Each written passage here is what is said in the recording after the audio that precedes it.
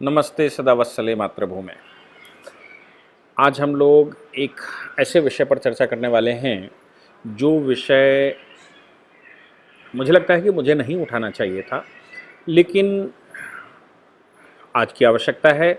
और इसलिए आवश्यकता है कि देश की दोनों मुख्य पॉलिटिकल पार्टियां इस पर कुछ न कुछ स्टेटमेंट दे रही हैं और दोनों में ही कुछ न कुछ गड़बड़ी, कुछ न कुछ अंदर से भय और संशय की आशंका दिखाई दे रही है। लोगों ने उत्तर प्रदेश में जितिन प्रसाद, जो कि शाहजहांपुर से आते हैं, और जितेंद्र प्रसाद जी जो कांग्रेस के गद्दाफर लीडर हुआ करते थे, जितेंद्र प्रसाद जी के बेटे हैं। हालांकि भारतीय जनता पार्टी लगातार कहती है कि वंश परंपरा पर हम विश्वास नहीं करते और वंश परंपरा के अनुसार हम किसी को प्रभुत्व भी नहीं देते, लेकिन आज जितेंद्र प्रसाद जी कम से कम शाहजहांपुर के तो नेता हैं। हालांकि शाहजहांपुर में भी जब वो शाहजहांपुर सीट रिजर्व हुई और वो बगल की सीट पर गए तो शाहजहांपुर की सीट हार गई थी कांग्रेस। इसका मतलब ये हो गया कि जितेंद्र प्रसाद जी का अपना जो आभा मंडल है सिर्फ उन तक सीमित है, वो किसी को जिताऊ कैंडिडेट जिता नहीं सकते। लेकिन जो स्टेटमेंट लगातार इस समय चल रहे हैं वो कुछ ऐसे स्टेटमेंट चल रहे हैं कि वीरप्पा मोइली जो कांग्रेस के बड़े लीडर हैं और बड़े गद्दाफर लीडर हैं, उन्होंने स्टेटमेंट दिया है एएनआई को। और इधर भारतीय जनता पार्टी के लोग भी लगातार ये आशंकाएं लगा रहे हैं और जनता में जो मैसेज जा रहा है वो जनता अलग तरह से ले रही है। मुझे लगा कि इस पर जो जितना मैं जानता हूँ, जो एनालिसिस मैं कर सकता हूँ, वो करनी चाहिए। हालांकि मैं पॉलिटिकल नहीं हूँ, पॉलिटिकल पार्टी के लिए स्टेटमेंट नहीं देता। मोदी जी का और योगी जी का मैं व्यक्तिगत प्रशंसक हूँ और उसका कारण है उनके द्वारा किए गए काम। मैं किसी पॉलिटिकल पार्टी को अगर कांग्रेस वैसा काम करने लगे जो मोदी जी योगी जी कर रहे हैं तो कल मैं कांग्रेस की भी प्रशंसा करने लगूंगा। दुर्भाग्य से मुझे पिछले 12-15 साल में कांग्रेस में ऐसा कुछ दिखा नहीं जो कि वो राष्ट्र के लिए कोई काम कर रहे हों, इसलिए मजबूरी में अपने को उनकी पॉलिसियों को क्रिटिसाइज करना पड़ता है। सवाल यहाँ पर यह आता है कि जितिन प्रसाद जी को क्या आवश्यकता पड़ गई बीजेपी में आने की, या क्या उनके ऊपर कांग्रेस में कोई संकट था, क्या कांग्रेस उनको निपटाने पर लगी हुई थी, या वो वाकई में बीजेपी से प्रभावित हैं, योगी आदित्यनाथ जी की पॉलिसी से प्रभावित हैं, या माननीय नरेंद्र मोदी जी की पॉलिसी से प्रभावित हैं। और दूसरी जो आशंका, जितेंद्र प्रसाद जी एक ब्राह्मण नेता हैं, लोगों का कहना है, और इस समय ब्राह्मणों को लेकर उत्तर प्रदेश में एक कैओटिक सिचुएशन है। विकास दुबे जैसे दुर्दांत अपराधी का इनकाउंटर जब हुआ तो एक धड़े ने, वो भारतीय जनता पार्टी का तो निश्चित रूप से नहीं रहा होगा, लेकिन जो समाजवादी पार्टी का कोर वोट बैंक है या बहुजन समाज पार्टी का कुछ वोट है या कांग्रेस के जो अपने लोग हैं, उन्होंने ये कहना शुरू किया कि ब्राह्मण विरोधी है उत्तर प्रदेश सरकार। हालांकि मैंने उस समय भी बहुत सारी लिस्टें जारी की थी और कहा था कितने क्षत्रियों का सबसे पहले वध हुआ, जो अपराध कर रहा था, चाहे वो पश्चिम उत्तर प्रदेश की बात करें या उत्तर प्रदेश पूर्वी की बात करें, सब मिले जुले जो अपराधी थे वो मिले जुले उनका इनकाउंटर हुआ है। लेकिन लोग तो लोग हैं, कुछ चीज़ें छुपा लेते हैं, कुछ बढ़ाते हैं। इस प्रक्रिया में अब जो जितेंद्र प्रसाद जी का आना हुआ तो जितेंद्र प्रसाद जी के आने पर यह कहा गया कि चूंकि ब्राह्मणों के प्रति उत्तर प्रदेश सरकार, ब्राह्मणों का रुख अच्छा नहीं है उत्तर प्रदेश में, इसलिए जितेंद्र प्रसाद जी जैसे ब्राह्मण लीडर की आवश्यकता उत्तर प्रदेश को पड़ गई। और उत्तर प्रदेश मतलब बीजेपी इस समय कुछ मैसेज देना चाहती है। पहली बात तो यह है कि जितेंद्र प्रसाद ब्राह्मणों के नेता बिल्कुल नहीं है। ब्राह्मण जाति से हो सकते हैं, जो तथाकथित ब्राह्मण जातियां चलती हैं, मैं जातिवाद को नहीं मानता इसलिए मैं तथाकथित वर्ड इस्तेमाल करता हूं, जो तथाकथित अपने आप को ब्राह्मण कहते हैं उनके लीडर भी वो नहीं हैं। अगर वो उनके लीडर होते तो शाहजहांपुर जो कि ब्राह्मण बहुल क्षेत्र है उससे वो अपनी सीट निकाल पाते हैं, लेकिन वो अपने जब वो बगल में लड़ने जाते हैं तो वो शाहजहांपुर में जो रिजर्व सीट है तो रिजर्व कैंडिडेट को जिताने में सक्षम नहीं है। जितेंद्र प्रसाद जी का कभी ऐसा आभा मंडल भी किसी ने नहीं सुना होगा कि वो ब्राह्मणों के नेता हैं। इसलिए ये कहना बिल्कुल गलत है कि, या मुझे लगता है कि ये उचित नहीं होगा ये कहना कि जितेंद्र प्रसाद जी इसलिए लिया गया क्योंकि ब्राह्मण नेता की आवश्यकता थी। आप ब्राह्मण नेताओं में उत्तर प्रदेश में इतने सारे ब्राह्मण नेता हैं, लेकिन चूंकि उत्तर प्रदेश या बीजेपी जातिवाद पर नहीं लड़ती या जातिवाद को प्रमुखता से नहीं लेती, इसलिए कोई जाति समीकरण के अनुसार कोई जाति को स्पेसिफिकली डेवलप नहीं होने देती। जैसे अगर कोई कहे कि क्षत्रिय जातियों को लेकर कोई अलग से संगठन उत्तर प्रदेश में बना हो, या ब्राह्मण जाति को लेकर या वैश्य जाति को लेकर, हाँ SC ST ये अनुसूचित मोर्चा, अनुसूचित जनजातीय मोर्चा या जो पिछड़ा मोर्चा है, ये मोर्चे ज़रूर बीजेपी ने बना रखे हैं। उसका भी मुख्य कारण है कि इन लोगों को, इन जातियों को जो भड़काया जाता है, चाहे वो समाजवादी पार्टी के द्वारा OBCs को भड़काया जाता हो या फिर मायावती जैसी पार्टियों के द्वारा SC ST को भड़काया जाता हो, उनको रूल आउट करने के लिए मोर्चे बना रखे हैं। लेकिन आपने कभी नहीं देखा होगा कि पार्टी के अंदर, बीजेपी के अंदर कोई पार्टी बंदी है। देश का सर्वोच्च पद पर बैठा व्यक्ति माननीय नरेंद्र भाई मोदी जी, वो OBC गुजरात से आते हैं और उनकी जाति उत्तर प्रदेश में शेड्यूल कास्ट कही जाती है, यानी कि उनकी जो काउंटर पार्ट उत्तर प्रदेश में है वो शेड्यूल कास्ट की उत्तर प्रदेश में कैटेगरी में आता है, लेकिन वो खुद गुजरात से आते हैं, गुजरात में वो OBC कैटेगरी में आते हैं। इसलिए जब सर्वोच्च पद पर ऐसा कोई व्यक्ति बैठा हो और दलित जाति का व्यक्ति, अगर हम जाति व्यवस्था की बात करते हैं तो दलित जाति का व्यक्ति केंद्र में राष्ट्रपति बनकर बैठा है, राष्ट्रपति का पद दलित के पास है, तो ये तो कहा ही नहीं जा सकता कि कोई जातिवाद का कोई प्रकरण भारतीय जनता पार्टी में आता है। हाँ, लोग सब तरह के आते हैं, इसलिए लोगों में अच्छे खराब, लोगों में ये विचार रखने वाले, पॉलिटिकल लोग तो पॉलिटिकल होते हैं, उनमें सिद्धांत कम और व्यक्तित्व कम और राजनीति ज़्यादा होती है, होड़ ज़्यादा होती है। इसलिए जिसको जहाँ आश्रय मिलता है, जिसको जो लीडर मान लेता है, जिसको जो लीडर मानना चाहता है, जिसके पास जो समर्थ होता है, उस समर्थ का वो प्रदर्शन करता है, चाहे वो जातिवाद के नाम से हो और चाहे वो संघवाद के नाम से हो और चाहे वो किसी अन्य जेंडर के नाम से हो, महिला नेता या पुरुष नेता। जहाँ जिसको आश्रय मिलता है वहाँ वो बात करता है। जितेंद्र प्रसाद जी के बारे में मैंने कहा कि वो उत्तर प्रदेश में कोई बड़ा इशू नहीं, लेकिन बीजेपी ने उनको क्यों लिया? बीजेपी का क्या, किसी भी पॉलिटिकल पार्टी का ये सिद्धांत रहता है कि अगर किसी व्यक्ति पर बहुत ज़्यादा चार्जेस नहीं हैं, उसका अगर आभा मंडल ठीक है और वो अपने मस्तिष्क को परिवर्तित करना चाहता है, वो अगर सही मार्ग पर आना चाहता है, तो किसने रोका है? भारतीय जनता पार्टी अगर उनको नहीं मिलाएगी तो फिर वो कहीं ना कहीं तो जाएंगे, और जहां जाएंगे वो विचार कैसे लेंगे? कोई भी हमारा विचार, आपका विचार, किसी अन्य का विचार तभी ले सकता है जब हमारे पास बैठेगा। इसलिए उसको अपने पास बैठने, पार्टी में सम्मिलित होने का अवसर देना ही चाहिए। आप असम के मुख्यमंत्री को देख रहे हैं, असम के मुख्यमंत्री 3 बार कांग्रेस के विधायक रहे, लेकिन जब वो भारतीय जनता पार्टी के साथ सरकार में आए तो फिर आपने उनका आज स्वरूप देखा होगा कि कैसे उनका हृदय परिवर्तन हुआ, और हृदय परिवर्तन करके आज वो योगी आदित्यनाथ जी को टक्कर दे रहे हैं हिंदुत्व के मामले में, हिंदुस्तान की जो ओरिजिनल परंपरा है उसके मामले में। अभी आपने सुना होगा कि कल ही उन्होंने माइनॉरिटी कम्युनिटी को ये कहा है कि आप कम बच्चे पैदा करिए और पॉपुलेशन पर कंट्रोल करिए, फैमिली प्लानिंग अपनाइए, क्योंकि आप जो है ज़्यादा पॉपुलेशन ओवरबर्डन बन रहा है, जो प्रदेश की तरक्की के लिए मुश्किल है। मदरसों पर जिस प्रकार से उन्होंने डेमोक्रेटिक तरीके से मदरसों को डेमोक्रेटाइज किया, तुष्टीकरण खत्म किया, वो देखने की बात है, जबकि वो कांग्रेस से आते हैं। ऐसे आपको बहुत सारे नेता मिल जाएंगे। तो मेरा कहने का तात्पर्य सिर्फ इतना है कि अगर किसी व्यक्ति को आप अपने साथ बिठाएंगे नहीं तो फिर कैसे उसका हृदय परिवर्तन करेंगे? या उसका हृदय परिवर्तन है तो वो पॉलिटिकल आइडियोलॉजी से बंधा हुआ है, इसलिए पॉलिटिकल आइडियोलॉजी के बंधे होने की वजह से वो अपने विचारों को व्यक्त नहीं कर पाता। अगर उसको लगता है कि भारतीय जनता पार्टी उसके लिए उचित फोरम है, अगर उसको लगता है कि कांग्रेस उसके लिए उचित फोरम है, अगर उसको लगता है कि समाजवादी पार्टी उसके लिए उचित फोरम है, तो उसमें वो जा सकता है। आपको याद होगा महाभारत का जिस समय युद्ध चल रहा था, युद्ध के समय पर युधिष्ठिर का रथ बीचों बीच में पहुंचा तो सब हतप्रभ रह गए कि युधिष्ठिर आखिर बीच में, युद्ध शुरू हुए बगैर बीच में रथ क्यों लेकर जा रहे हैं? क्या ये सरेंडर करने जा रहे हैं? युधिष्ठिर ने उस समय आह्वान किया कि हमारी कोई व्यक्तिगत दुश्मनी किसी के साथ नहीं है, हमारी एक आइडियोलॉजी है, और उस आइडियोलॉजी के लिए अगर कुछ लोग मेरी सेना के उधर, उनसे उनका विचार मिलता हो, उधर जाना चाहते हो तो वो जा सकते हैं, और आपकी सेना से अगर कोई, सामने वाली सेना से अगर कोई व्यक्ति उसको लगता है कि हम धर्म युद्ध कर रहे हैं तो वो हमारे साथ आ सकता है। आपको याद होगा कि दुर्योधन का एक भाई उसी समय तत्काल युधिष्ठिर की सेना की तरफ चल दिया था, और उसने युधिष्ठिर की तरफ से युद्ध किया। उसने कहा मैं धर्म के साथ हूं, मैं भाई के साथ नहीं हूं।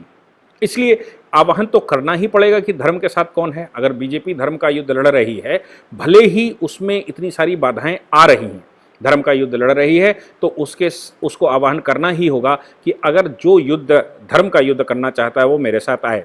अब जो आए तो उसका स्वागत भी उसी प्रकार करना चाहिए जैसे युधिष्ठिर ने कहा था कि कोई अगर हमारे साथ आता है तो मैं उसको विरोधी सेना का व्यक्ति बिल्कुल नहीं मानूंगा, उसको मैं ये मान कर चलूंगा वो धर्म के साथ है और धर्म का युद्ध लड़ना चाहता है। दुर्योधन के जो अधर्मी कार्य हैं उन अधर्मी कार्यों के विरुद्ध जाना चाहता है।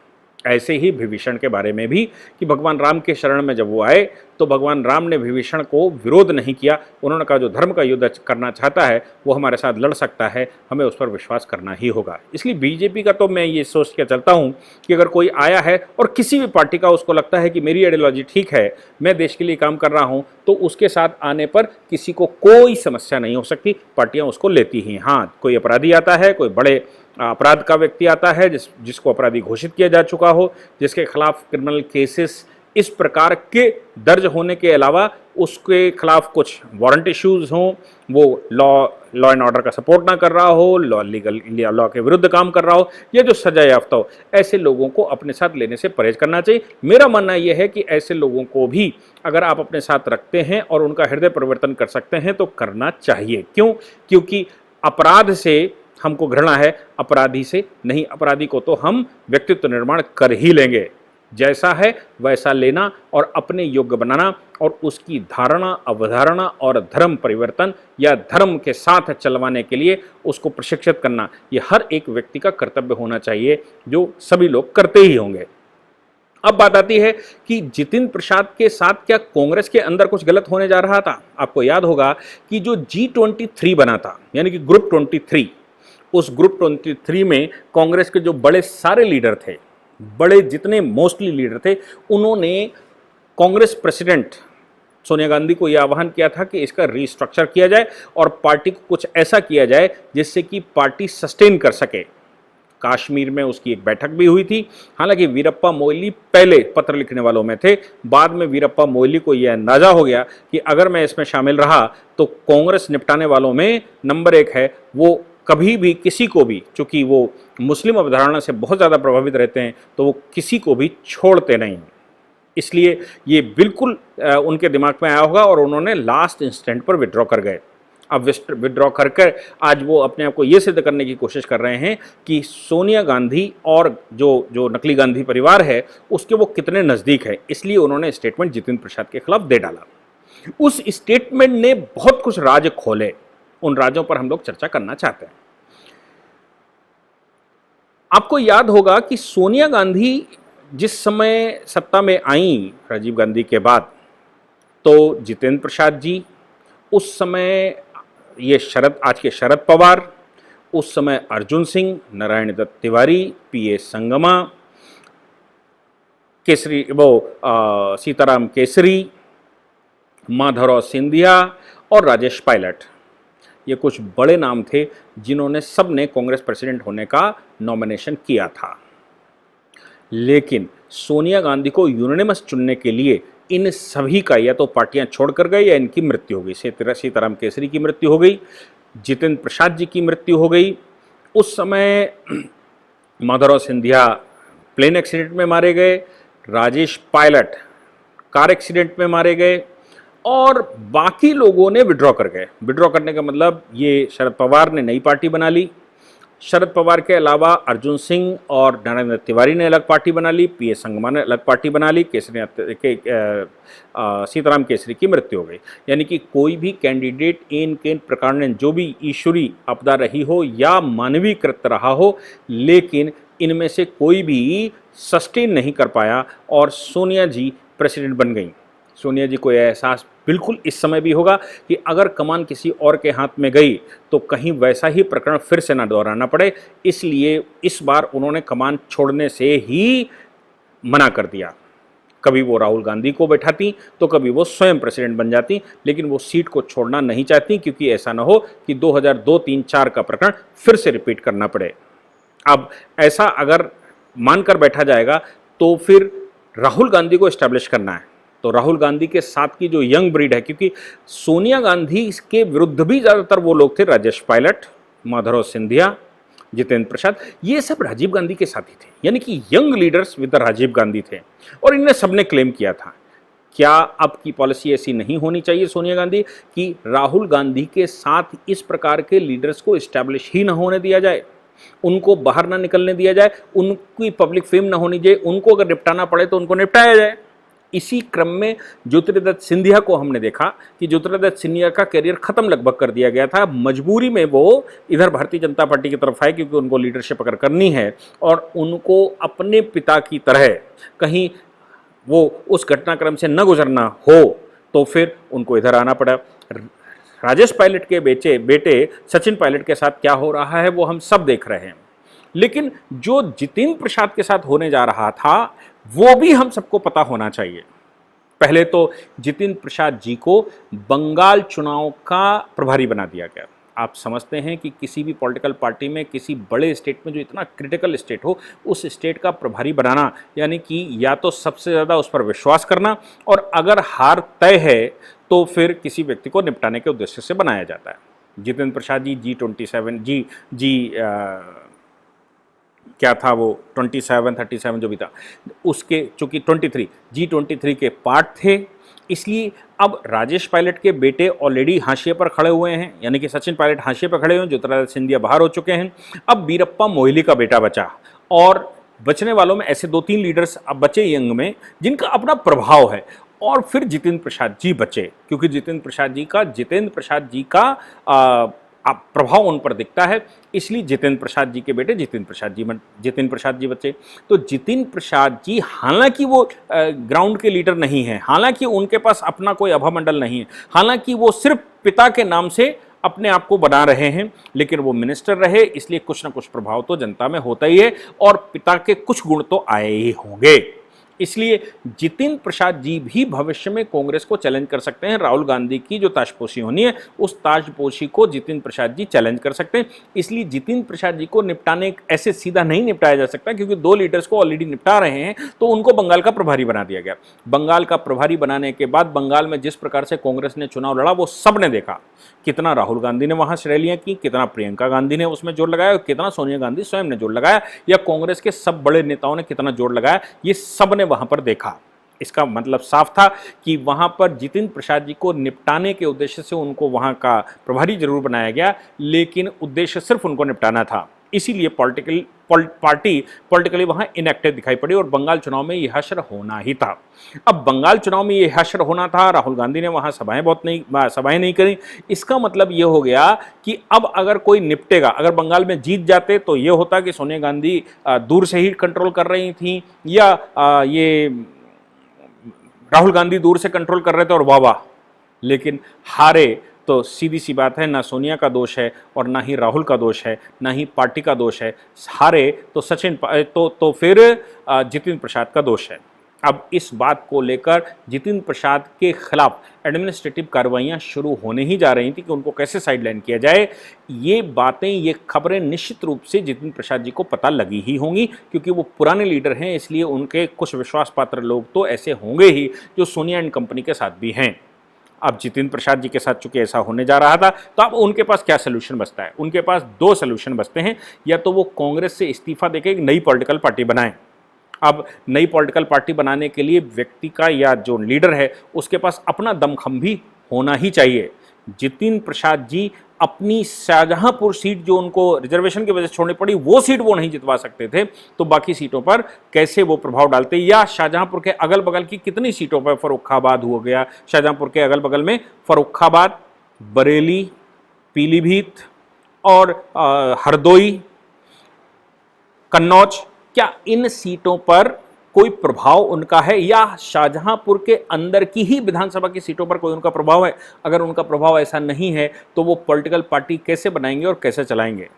यानी कि उनका कैरियर अब सिर्फ और सिर्फ कांग्रेस पर निर्धारित है, और कांग्रेस अगर उनको निपटाने पर चलती है तो उनका कैरियर बिल्कुल खत्म हो गया। अब वो अगर सर्वाइव करना चाहते हैं तो उनको किसी न किसी का दामन थामना ही होगा, और कांग्रेस के निकालने से पहले किसी का दामन थामना होगा। कांग्रेस उनको निकाले, उनके खिलाफ दंडात्मक कार्रवाई करे, उनके खिलाफ प्रशासनिक कार्रवाई करे या कोई और कार्रवाई उनके खिलाफ करे, बंगाल चुनाव के हारने का ठीकरा उनके सर पर फोड़ा जाए और उनको कटघरे में खड़ा किया जाए और उनको उनकी पोजीशन से डाउन किया जाए। इससे बहुत अच्छा है कि आज की जो सबसे बड़ी पॉलिटिकल पार्टी है उस पार्टी में वो चले जाएं। जितिन प्रसाद जी ने इस अवसर पर जब वो मरता क्या ना करता की सिचुएशन आई कि वो कहाँ जाएं, कैसे करें, तो फिर उन्होंने बीजेपी का दामन थामना उचित समझा। कम से कम अपनी एक लोकसभा सीट मोदी जी के बैनर तले या योगी जी के बैनर तले तो वो जीत सकते हैं, क्योंकि उत्तर प्रदेश में तो इस समय भी जो सिचुएशन चल रही है उस सिचुएशन में योगी आदित्यनाथ जी पूर्ण बहुमत से, अच्छे बहुमत से, या मैं कहूँ 2/3 बहुमत से सरकार बनाते दिखाई पड़ रहे हैं, बशर्ते जो जनप्रतिनिधि आज के हैं उनकी सीटों को या तो बदला जाए या फिर नए लोगों को अवसर दिया जाए जो सिर्फ मोदी जी के या योगी जी के नाम से चुनाव लड़ा जाए, ना कि उस कैंडिडेट की जो नेगेटिविटी है वो नेगेटिविटी सामने आए। तो ऐसे लोग जो पॉलिटिकली कम एक्टिव हों, जिनकी निगेटिविटी कम हो, उन लोगों को पार्टी अगर टिकट देती है या सर्वे करवाने का, जैसे मैंने पहले भी कहा था, ऑनलाइन सर्वे करवाने का कोई प्रोसेस डेवलप कर सकती है, तो वैसा प्रोसेस डेवलप करने के बाद अगर कैंडिडेट फिक्स किए जाते हैं तो निश्चित रूप से पिछली बार से ज़्यादा सीटें भी आ सकती हैं, क्योंकि योगी आदित्यनाथ जी का और नरेंद्र मोदी जी का प्रभाव हो सकता है बंगाल चुनाव के बाद कुछ 19-20 हुआ हो, लेकिन योगी आदित्यनाथ जी के प्रभाव में उत्तर प्रदेश में कोई फर्क नहीं आया, बल्कि लोग और ज़्यादा उनसे प्रभावित हैं। बस शर्त इतना ही है कि संगठन और जो कैंडिडेट हैं या जो जनप्रतिनिधि हैं उस सिचुएशन को सुधार लिया जाए। योगी जी के आधार पर नाव चलाई जा सकती। तो फिर जब सरकार बन ही रही है तो जितिन प्रसाद जी क्यों उस नाव पर ना सवार हों, इसलिए उन्होंने अपने प्राण बचाते हुए इस नाव पर सवार होना ज़्यादा उचित समझा। और जैसे मैंने कहा, युधिष्ठिर ने आह्वान किया कि आप आइए और हम आपको अपने साथ शामिल कर लेंगे, वैसा ही पॉलिटिकल पार्टियों में भी आज होता ही है कि हम अपनी कोई अच्छी विचारधारा का व्यक्ति है, उसको कोई बुरी विचारधारा वाली पार्टी अगर ले जाती है तो अपने हिसाब से डालती है, और बुरी विचारधारा वाली पार्टी का अगर कोई व्यक्ति है और अच्छी विचारधारा वाली पार्टी के पास जाता है तो आफ्टर ऑल एजेंडा तो पार्टी का ही चलता है, विचारधारा पार्टी की ही चलती है। वो व्यक्ति वहाँ पर केवल डोरमेंट सिचुएशन पर रहता है, अपनी मनमानी नहीं कर सकता। और एक बात तो निश्चित है कि सुधारना हमको पूरे जग को है। जब हम ये कहते हैं कि जो देश विरोधी हो गए हैं या जो लोग भारत को अपनी माता नहीं मानते, भारत भूमि को अपनी भूमि नहीं मानते, राम और कृष्ण को अपने पूर्वज नहीं मानते, उनकी भी घर वापसी होनी ही चाहिए। जब हम यहाँ तक प्रयास करते हैं तो क्यों पॉलिटिकल पार्टियों के लोग जिनके अपने विचार हो सकते हैं उनको सुधरने का अवसर न दिया जाए? उनको सुधरने का अवसर दिया जाएगा। अब भी अगर नहीं सुधरे तो फिर उनको क्या करना है ये पॉलिटिकल पार्टी बाद में तय करेगी, लेकिन अभी तो अवसर देना ही पड़ेगा, गुरुकुल में एडमिशन भी देना ही पड़ेगा। मुझे लगता है ये मैंने एक्सप्लेन करने की कोशिश की। साथ ही अमरिंदर सिंह की सिचुएशन देख ही रहे हैं सब।